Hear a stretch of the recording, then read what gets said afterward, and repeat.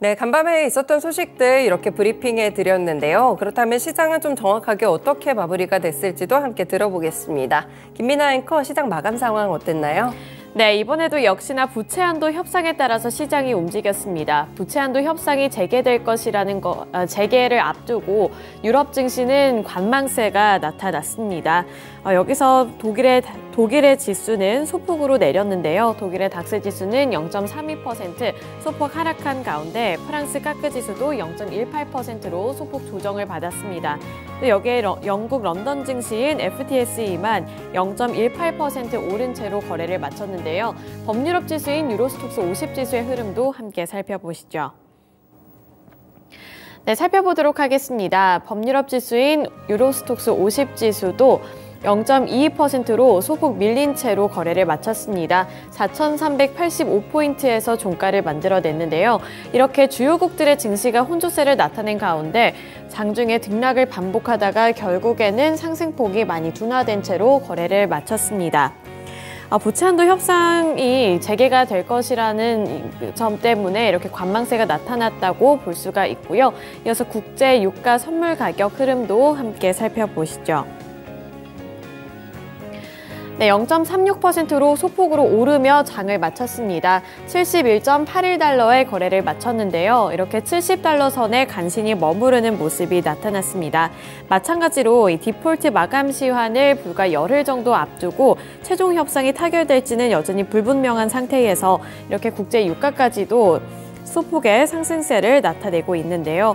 이렇게 부채 한도 협상뿐만 아니라 미국에서는 메모리 데이를 맞이를 해서 휘발유 수요가 증가할 것이라는 기대감까지 유입이 되며 소폭으로 반등하는 움직임이 나타났습니다. 네, 이렇게 원유 선물 가격 흐름까지 살펴드렸고요. 간밤 미국 증시 마감 상황 SH인베스트먼트 김선영 연구원 연결해서 자세하게 들어보겠습니다. 안녕하세요.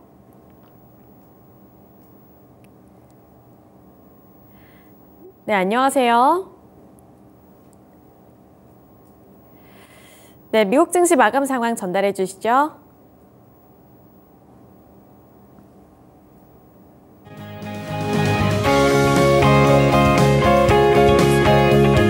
이게 잘못된 것 같아요. 인이어진 것 같은데요.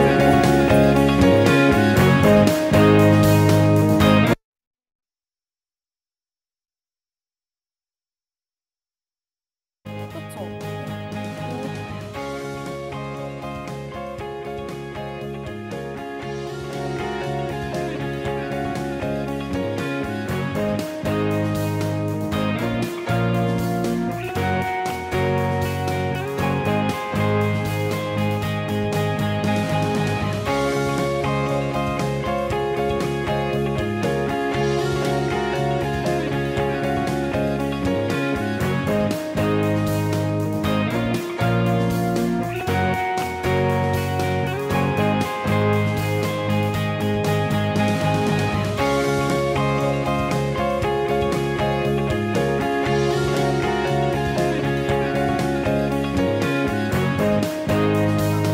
SH인베스트먼트 김선영 연구원 연결해서 미국 증시 마감 상황 자세하게 들어보도록 하겠습니다.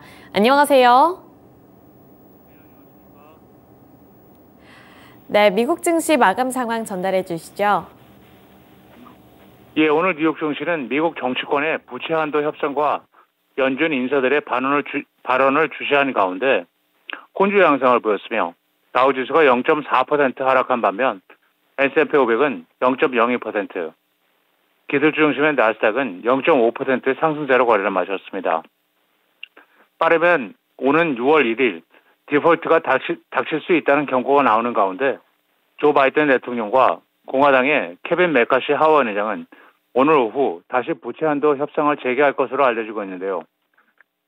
채무 한도가 결국 상향되더라도 정치권의 막판 대치가 시장의 위험 회피 심리를 강화할 것으로 보이며 여기에 연준의 당국자들이 긴축을 지지할 필요가 있다고 말하면서 투자 심리가 크게 악화된 모습입니다.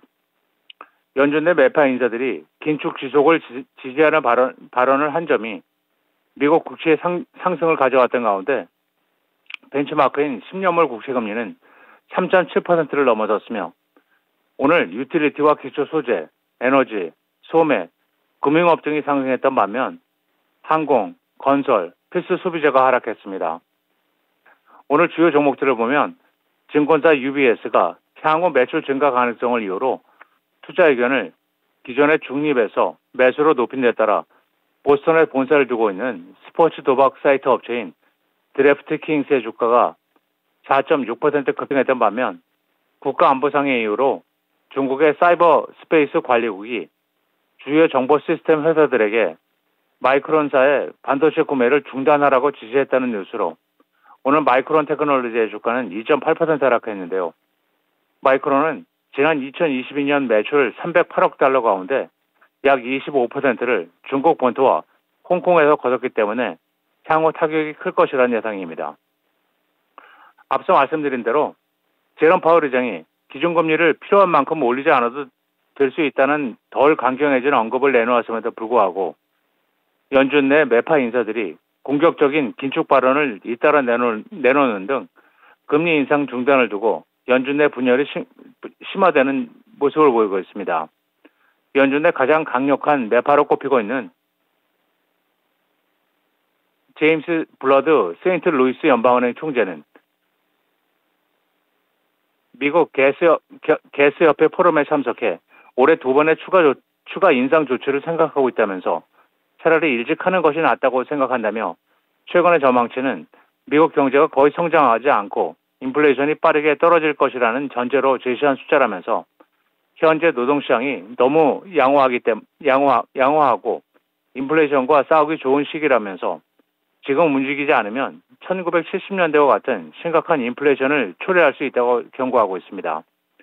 또한 또 다른 매파 인사인 닐 카시케리 미니애폴리스 연은 총재는 다음 달 금리를 올릴지 아니면 건너뛸지를 두고 연준 내부의 의견이 팽팽하다면서 중요한 것은 인상이 끝났다는 신호를 주지 않는 것이라면서 다음 달 금리 인상을 하지 않더라도 긴축 사이클이 끝났다는 의미는 아니라며 다음 달 동결을 인상 종료로 해석하면 안 된다면서 7월 FOMC 때 다시 인상을 개시할 수 있느냐고 묻는다는 질문에는 그럴 가능성이 있다고 답했습니다.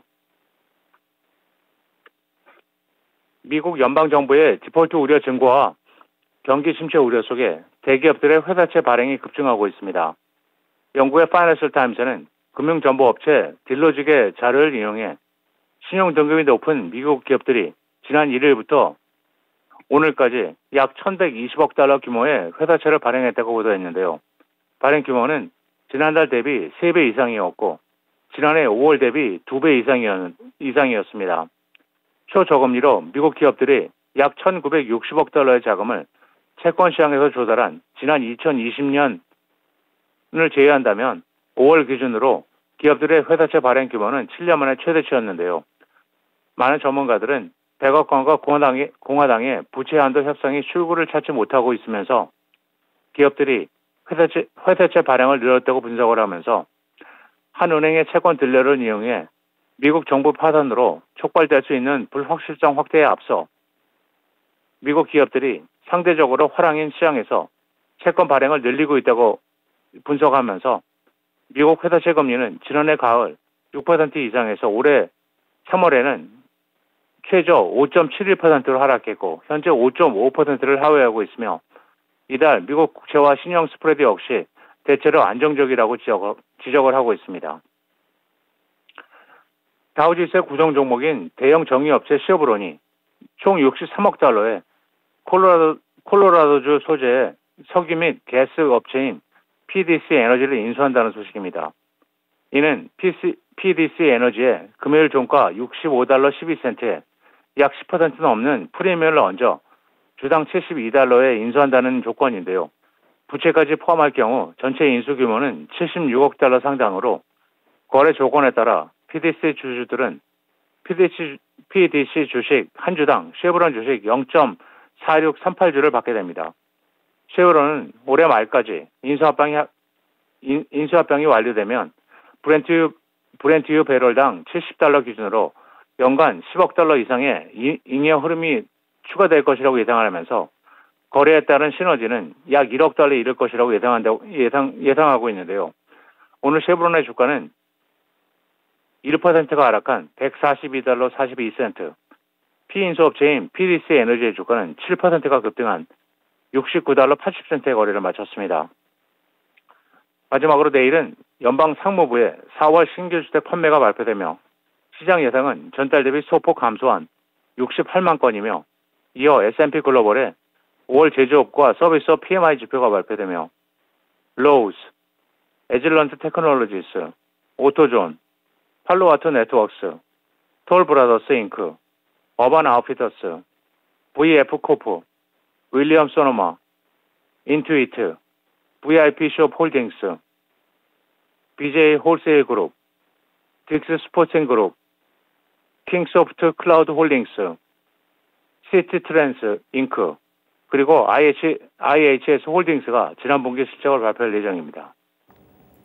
네, 미국 증시도 이 부채 한도 협상 재개를 앞두고 혼조세로 마감했다는 점 짚어드렸습니다. 여기에 이어서 제조업과 서비스업 PMI 지수까지 함께 체크해 보셔야겠습니다. 오늘 말씀 고맙습니다. 네, 감사합니다. 네, 이렇게 유럽 증시에 이어서 미국 증시 마감 상황까지 전달해 드렸는데요. 국내 증시 마감 상황도 함께 살펴보시죠. 전일 시장에서도 양시장 상승불을 켜내며 거래를 마쳤습니다. 특히 코스피 지수 같은 경우에는 연일로 상승을 하면서 6거래일 연속으로 상승세를 나타냈는데요. 외국인의 매수세가 나타나며 2,557포인트에서 종가를 만들어냈습니다. 업종별로 더 자세하게 살펴보도록 하겠습니다. 업종별로 보시면 이번에도 빨간불이 더 많이 들어와 있는 모습이 연출이 됐습니다. 특히나 대형주 중심으로도 상승세가 나타나는 모습이었고요. 앞서서 외국인의 매수세가 큰 폭으로 유입이 됐다고 말씀을 드렸는데 이번에는 2차전지 관련 종목 쪽으로 외국인들의 매수세가 집중이 됐다는 점이 특징이 되겠습니다. 이에 따라서 LG에너지솔루션이 1.45% 올랐고요. 삼성 SDI도 소폭이지만 0.29% 상승세를 기록했습니다. 또 LG화학도 0.29%로 소폭 오르는 모습이 나타났습니다. 또 여기에 이어서 국제유가와 또 2차 전지와도 관련성을 나타내고 있는 SK이노베이션도 1.75% 상승세를 나타내며 거래를 마쳤습니다. 또 어제 섹터별로 살펴보시면 조선 업종을 향한 전망이 긍정적으로 제시가 되면서 조선주들이 상승불을 켜냈는데요. 더 자세하게 살펴보도록 하겠습니다. 보시면 HD 현대중공업이 5.49% 오른 11만 9,100원에 종가를 만들어냈고요. 장 초반에 조금씩 상승폭을 키워나가다가 막판까지도 이 상승권에 잘 머물러 있는 모습이 나타나고 있습니다. 조선주들을 향한 투자 심리가 최근에 대폭 개선이 되면서 수익률을 보시더라도 1년 사이에는 계속해서 빨간불을 켜내며 수익권에 머물러 있는 모습이고요. 한 달간에는 이 투자 심리가 더 많이 개선이 되며 8.4%가량의 수익률을 달성하고 있습니다. 증권업계 그리고 이 분야 전문가들의 전망이 나쁘지가 않았기 때문인데요. 이번에는 선가가 오르고 수주가 늘어나면서 주가가 강세를 나타낸 영향이었습니다. 선가 상승으로 인해 실적이 개선될 것으로 전망이 되면서 이 관련 업종에서 이 관련주들의 주가가 많이 오른 건데요. 올 하반기로 접어들면서 고선가 물량이 본격적으로 반영될 것으로 제시가 되고 있고요. 가격 인상에도 불구하고 수주 잔고 역시나 견조하게 늘어날 것으로 보이면서 HD 현대중공업의 주가도 큰 폭으로 개선이 됐습니다. 이뿐만 아니라 삼성중공업도 4.58% 올랐고요. 4.58% 오른 5,940원을 터치하며 거래를 마쳤습니다. 마찬가지로 장 초반에 급등을 한 이후부터는 상승권 내에 잘 머물러 있는 모습이었고요. 최근에 수익률도 보시면 플러스권으로 진입을 하면서 잘 유지해주는 모습까지 나타났습니다. 나머지 대우조선해양이 강세를 나타내며 두 자릿수대 상승률을 나타냈고요. 11.75% 오른 29,000원의 종가를 만들어낸 가운데 마찬가지로 투자 심리는 좋습니다. 이러한 부분들 체크해 보셔야겠고요. 이렇게 조선 업종을 향한 전망이 계속해서 긍정적으로 제시가 되고 있다는 부분까지도 투자 포인트로 잡아보셔야겠습니다. 네, 이어서 두 번째 섹터 살펴보겠습니다. 기계 섹터에서 우크라이나 재건 관련 종목들 살펴보도록 할 텐데요. 어제 시장에서는 우크라이나 재건 관련 종목들이 또 한 번 강세 흐름을 기록을 했습니다. 보시면 HD 현대건설기계가 대표적인 종목인데요. 2.3% 오른 62,200원에 거래를 마쳤습니다.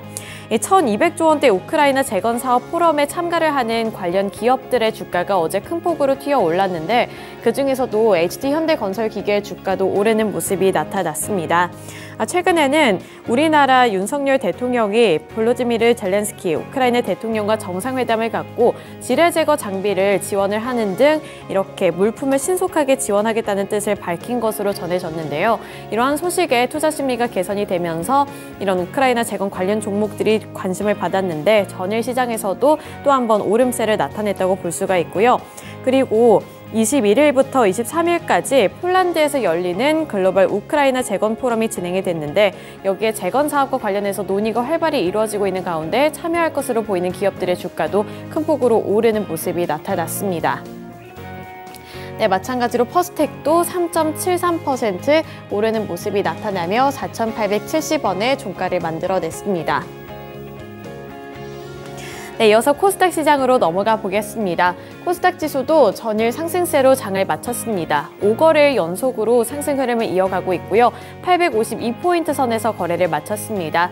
업종별로 보시더라도 빨간불이 켜졌는데 제가 앞서서 외국인들의 매수세가 전일 시장에서는 2차전지 관련 종목들 쪽으로 집중이 됐다는 점 말씀드렸는데요. 따라서 코스닥 시장에서도 그간 약세 흐름을 나타냈었던 에코프로 그룹주들이 다시 한번 반등하는 움직임을 나타냈고요. LNF도 최근에는 투자 심리가 얼어붙으면서 급락을 했었는데 지금까지 급락을 한 것에 대한 저가 매수세가 유입이 되면서 2차전지 소재 관련 종목들 일제히 올랐습니다. 에코프로 BM의 주가는 4.42% 오른 236,500원을 기록을 했고요. 점차 갈수록 상승폭을 확대해 나가는 모습이 나타났습니다. 또 에코프로도 6.58%로 강세로 장을 마쳤는데 56만 7천원 선까지 복귀하는 모습이 나타났고요. LNF 같은 경우에도 6% 가까이 되는 상승세를 나타냈습니다. 5.91% 오른 25만 1,000원의 종가를 만들어냈고요. 마찬가지 흐름이었습니다. 장 초반부터 장 막판까지 계속해서 상승폭을 확대해 나가는 모습이 나타났고요. 외국인들의 매수세가 집중이 됐다는 점도 체크 포인트로 둬보셔야겠습니다. 그리고 코스닥 시장에서도 우크라이나 재건 관련 종목들이 일제히 오름세를 나타냈습니다. 보시면 관련 종목들이 일제히 오르는 모습이 나타났는데요. 마찬가지로 윤 대통령이 지난 21일 우크라이나의 지뢰 제거 장비를 지원을 하겠다는 소식도 모멘텀이 됐고요. 여기에 이어서 1,200조 원 사업에 우리나라 기업들이 참여한다는 소식까지 호재로 작용이 되며 급등세를 나타냈습니다. 우선 대표적인 종목들로 현대모백스도 있었고요. 웰바이오텍도 있는 가운데 삼부토건도 어제 강세 흐름으로 거래를 마쳤습니다. 그리고 다음 섹터 살펴보도록 하겠습니다. 음식료품 업종들이 또 상승세를 나타내며 빨간불을 켜내는 모습이 나타났습니다. 우선 국제 설탕 가격이 여전히 오름세를 나타내고 있고요. 몇 주 전에도 제가 국제 설탕 가격이 강세를 나타내면서 설탕 관련 종목들 그리고 음식료품 관련 종목들이 오름세를 나타냈다는 점 전해드린 바 있습니다. UN 식량농업기구에 따르면 4월의 세계 설탕 가격 지수는 전월 대비 17.6% 증가하면서 슈거플레이션이 우려에서 이제는 현실화되고 있다고 밝혀졌는데요. 최근에는 슈퍼 엘니뇨 현상으로 가뭄이 시작되면서 설탕과 원두 가격까지 오르고 있다는 점도 짚어냈습니다. 이에 따라서 이 설탕과 원두 관련 종목들이 일제히 오름세를 나타냈고요. 여기에 이어서 5년 만에 미국에서는 광우병이 다시 한번 나타났다고 하는데 이렇게 광우병에 대한 우려감까지 번지며 소고기 가격까지 오르고 있다고 합니다. 따라서 대체적으로 음식료품 종목들이 빨간불을 켜냈습니다. 한일사료가 4.46% 올랐고요. 팜스토리가 1.87% 오른 가운데 미래생명자원이 두 자릿수대 상승률을 나타내며 강세로 장을 마쳤습니다. 15.21% 오른 7,120원에 장을 마쳤습니다. 네, 이렇게 코스피 시장 그리고 코스닥 시장에서의 특징주들까지 함께 알아봤고요. 지금까지 글로벌 증시, 국내 증시 마감 상황 전달해 드렸습니다.